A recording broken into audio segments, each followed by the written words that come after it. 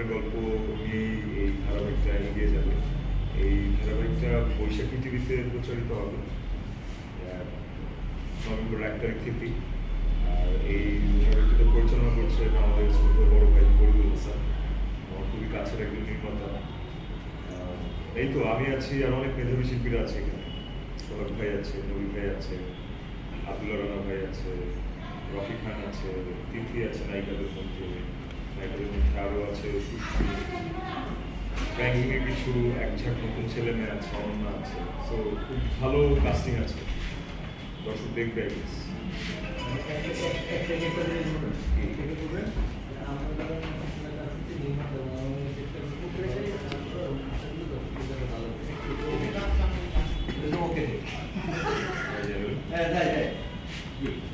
আমরা যারা মহল্লা নাটকে আমরা যারা শিল্পীরা কাজ করছি, অন্য শিল্পীরা এবং আমাদের যে নির্মাতা আছে, সবাই মিলে চেষ্টা করছি ভালো একটা গল্প দর্শকদের উপহার দেওয়ার।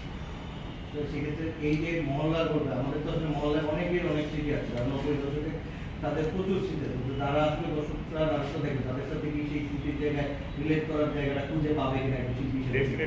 ডেফিনেটলি সবার সাথেই, সবার স্মৃতির সাথেই কিছু না কিছু মিলবে। তবে সবচেয়ে বেশি মিলবে হচ্ছে পুরান ঢাকায় যারা বড় হয়েছে তাদের। ব্যক্তিগতভাবে আমার সাথে অনেক কিছু মিলে, কারণ আমি নিজে পুরান ঢাকার ছেলে। এই তো সেখান থেকে যদি বলি যে মহল্লা গল্পে মানুষকে যদি আপনারা যেভাবে ইন্ট্রোডিউস করাচ্ছেন, নির্মাতা যেমন দিচ্ছেন, সেখান থেকে সামনের দিনে মহল্লা কতদূর যাক বা মহল্লা চাওয়াটা কি, মহল্লার কাছে আপনার চাওয়া? কোন মহল্লার কাছে যাওয়া? এই যে আপনাদের সহকর্মী সহ মহল্লা ইন্ডাস্ট্রি না, এই যে আপনাদের এই নাটকের মহল্লাটাই বলি, ইন্ডাস্ট্রি না মহল্লা এই নাটকের মহল্লার কাছে চাওয়া এটাই, যেন সবাই ঠিকঠাক মতো কাজটা করতে পারি এবং এই কাজটা নিয়ে দর্শকদেরকে আনন্দ দিতে পারি, এতটুকুই চাওয়া সবাই মিলে একসাথে।